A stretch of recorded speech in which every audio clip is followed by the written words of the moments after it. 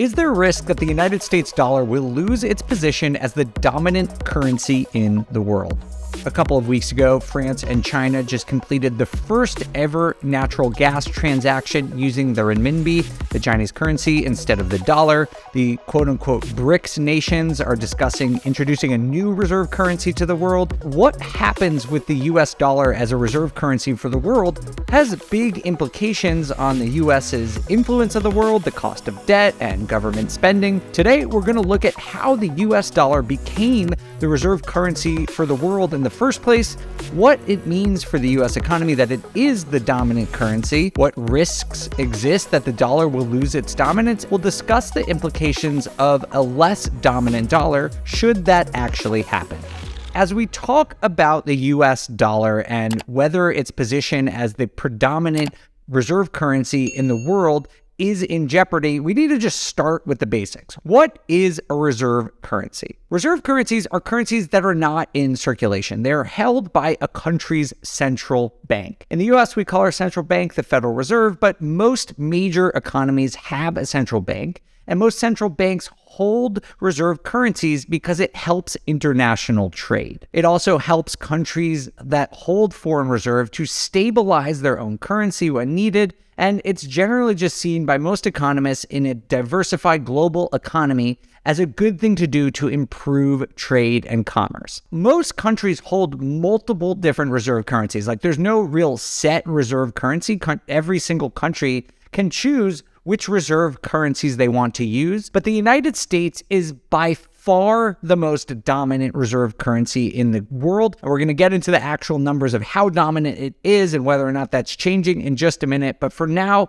all you need to know is that the US is by far the most common reserve currency in the entire globe. And that has certain benefits to the country who is the most dominant reserve currency. The first thing is that it reduces transaction costs. So when you're trading internationally, if you are the country that is issuing the reserve currency, your transaction costs tend to be lower. That benefits the United States. The second thing is that borrowing rates tend to be lower. So when the US government issues treasuries or bonds, they can typically do it at a lower rate, which saves them money on interest because so many countries want US bonds. It's just supply and demand. The demand for US currency is really high. So that means when the US issues bonds, they could do it at a lower interest rate. And the third big benefit that has really come into focus over the last couple of years is that it provides leverage over other current countries. Because if you control the major currency being used in the entire world, you can do some things like impose sanctions or seize assets to other countries who are not behaving in the way that you like. So those are some of the benefits. There are some drawbacks of being the reserve currency, mostly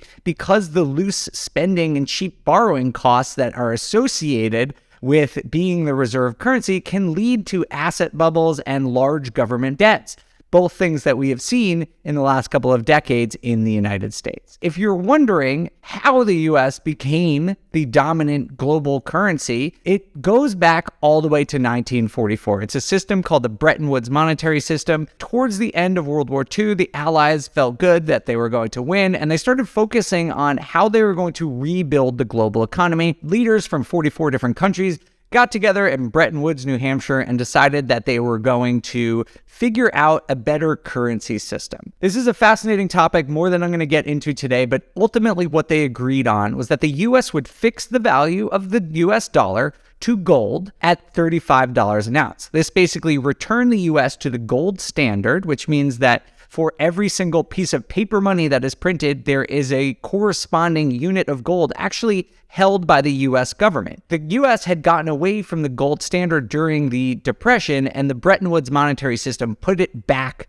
on the gold standard. In exchange for doing this, other countries were going to basically peg their currency to the US dollar. So Bretton Woods basically meant US would fix their currency to gold and would keep that adequate gold reserves, and then every other country would peg their currency to the US dollar. And this went really well for the United States for a while and helped the US enjoy an enormous economic expansion during the 1950s and part of the 1960s. In the end of the 60s and in the beginning of the 70s, problems started to arise. Foreign countries were keeping so much currency in reserve that the US no longer had enough gold to back all of the dollars held abroad. We are also seeing inflation starting in the 1960s due to domestic spending and the Vietnam War that was leading to a perceived decline in the value of the dollar. A fascinating topic. If you want to learn more about it, you should go into more detail here. But basically, the way that the government decided to solve this was President Richard Nixon, the president at the time, decided to devalue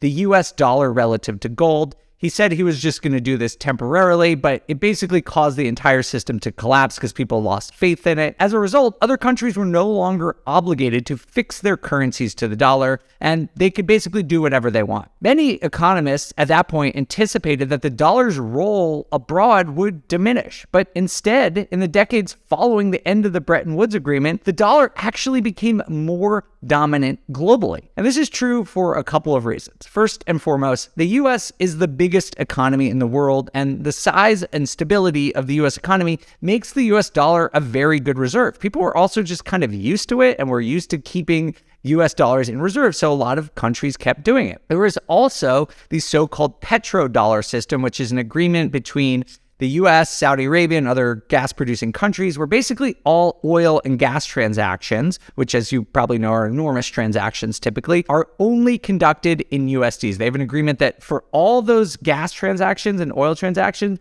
they would only use US dollars. So that really cemented the US as a reserve currency. And there were other things like a boom in the economy in the US in the 1980s. That's how the US has became and has maintained its status as the global reserve currency. But there has been a lot of buzz recently about the US losing its dominance. And there's a couple of reasons for this, but basically the holistic reason that this is coming up is that other major economies don't want to be entirely dependent on the US. Now, there's a couple of different players in this, and one of them, and probably most commonly in the media, is China. China has been actively looking to establish its currency globally for a long time. China and France, as I said at the top, recently actually completed the first liquid natural gas trade using a Chinese currency back in March of 2023. And that brings that entire petrodollar system that I was just talking about, where every single oil and gas transaction has been conducted in US dollars for nearly 50 years.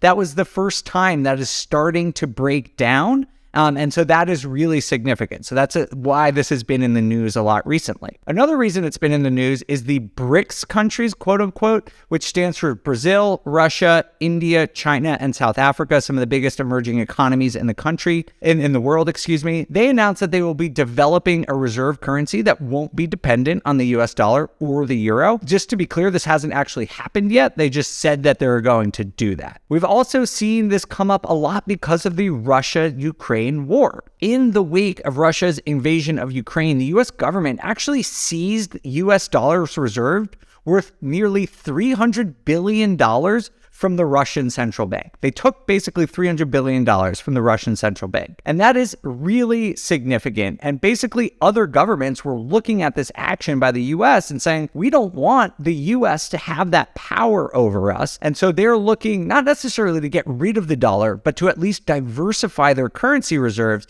so that the US doesn't have that influence over them. The last one is Saudi Arabia at the 2023 World Economic Forum. For the first time in 48 years, Saudi Arabia's finance minister said that the nation is open to trading in other currencies beside the US dollar. Basically, they're willing to give up the petrodollar system. That could have a really significant impact on the US's standing as the global reserve currency. With all this news, the question becomes, could the dollar actually lose ground as the global reserve currency? I'll get to the point and just say that right now, it's not very likely. As of this point, the US accounts for about 60% of the global reserves. Just take that into consideration. 60% is enormous. The US population is only 4% of the world. The US economy is somewhere between 20 and 25% of the world. But as a reserve currency, the US is 60% of the world. So it's really punching above its weight class. Even though the US is the largest economy in the world,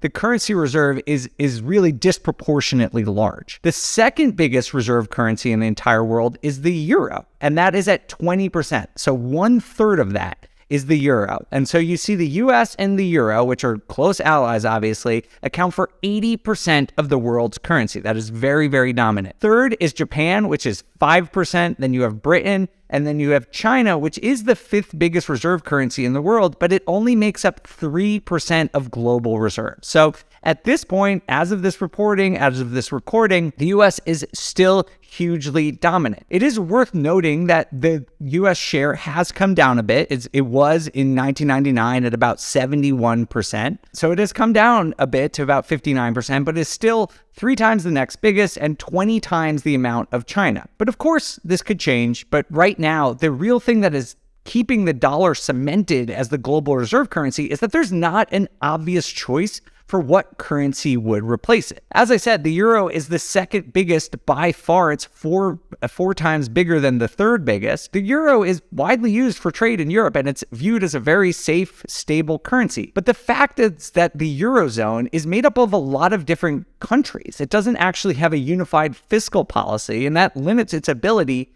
to produce enough euro-denominated assets to satisfy global demand. The Europe and US are close allies, so switching to the euro would not necessarily offer other countries like China or India or Brazil or Russia or any of these other countries that want to move away from the US dollar sort of the protection that they want because the US and Europe work so closely together. The other question is, could China become an alternative? But right now, it would be very difficult for China to become a global currency because it really closely controls, or some would call manipulates, its exchange rate. In China, companies, banks, and individuals must comply with a quote-unquote closed capital account policy. This means that money cannot be freely moved into or out of the country unless it abides by strict foreign exchange rules. And so that has helped the Chinese economy, but it is not very appealing as an international reserve currency because the Chinese government has so much control of what's going on with the value of their currency and can really easily manipulate what's going on. China has made promises to liberalize its foreign exchange market, but those changes are coming pretty slowly, and it would probably take a while for the world to start adopting the renminbi as a global reserve currency. Lastly, we could talk about the BRICS thing, but that hasn't even launched yet, so it's really hard to say if that's actually a valid alternative.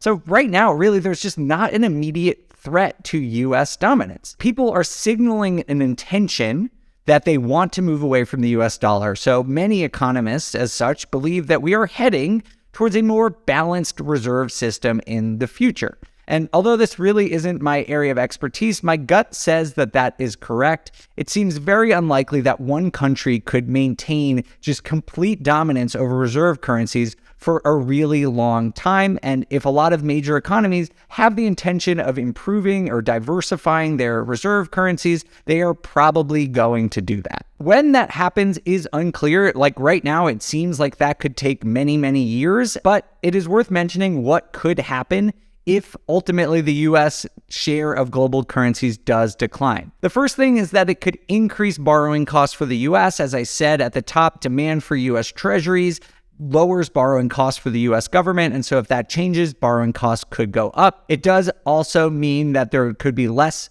power projections and influence on the global stage. As we've talked about, the US government has used its status as a global reserve currency and the fact that so much foreign exchange takes place in New York and London as foreign policy levers in Russia, in Venezuela, in a bunch of different countries. And so that could decline if the US had less reserve currency dominance, and it could create competition among countries for currencies. There's been a lot of stability because of late, for the last 50 years, or honestly, for the last 80 years, people have just sort of accepted the US and there hasn't been really competition. The last time there was competition was in the interwar periods between the US and Britain, actually, and that created a lot of economic instability and difficulty with trade. So that could be another downside. There are actually some advantages of a more balanced global currency system.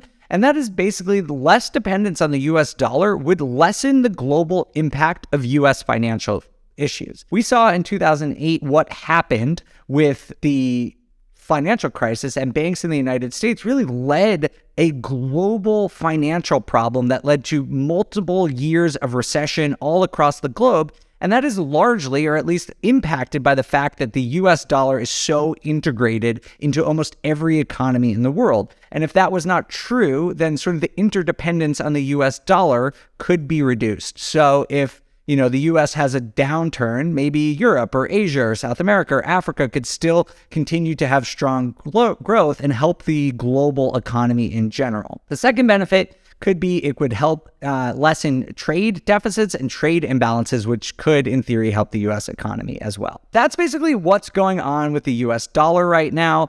There is a lot of talk that countries are going to be trying to be diversifying away from the US dollar, but as of right now, the US dollar as the primary global currency reserve does not seem to be under immediate threat. Thank you all so much for watching. If you have any questions about this or any thoughts about this episode, please hit me up on Instagram where I'm at The Data Deli, or you can put them in the comments below. I try to answer as many comments as I can. Thanks so much for watching. I'll see you next time.